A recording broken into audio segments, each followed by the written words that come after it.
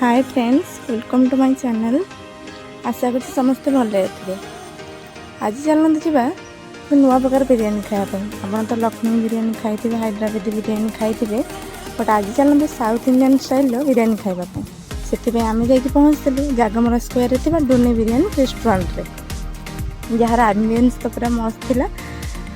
तो से आम जल्दी पलैलु, एसी बेसी किसी चल नाला, आम जा कहबार एसी बेसी चलते। सेठार स्टाफ मानकर बिहेवियर भी बहुत बढ़िया था। आपटे थे विजिट करेंगे। आर गोटे नुआ आउटलेट भी खोली पटिया स्क्वायर, आपड़ से भी विजिट करेंगे।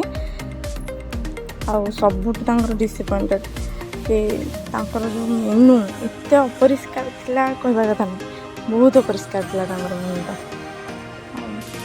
आम से ऑर्डर करूँ गोटे डोनी चिकेन बिरियानी, आउ गोटे डोनी से कबाब चिकेन बिरियानी।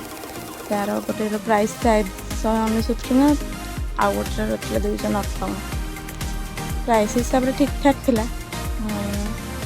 तो हाँ, आमर अलग बिरियानी हैदराबादी लक्ष्मी बिरियानी चाउल दिखती राइस टे अलग प्रकार था, बहुत छोट छोट था। आ मसला भी पूरा अलग था। आप थर टेस्ट करेंगे। मत तो ये खास लगलानी, नुआ स्टाइल किसी बिरियानी टेस्ट करके भल लगे। आपन से कदली पत्र कि सर्व करेंगे। तो सी गोटे नुआ प्रकार आप ऑथेंटिक टाइप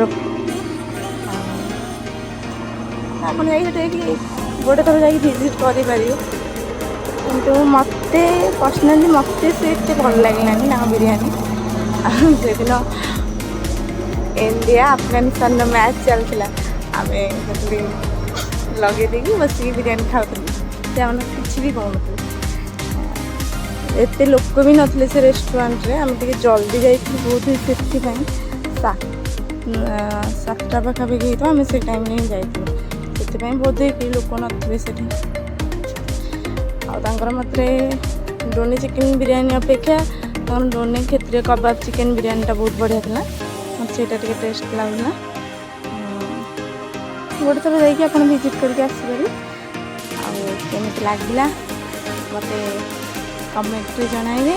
आम वीडियो भल लगी लाइक करेंगे, सब्सक्राइब करेंगे। Thank you.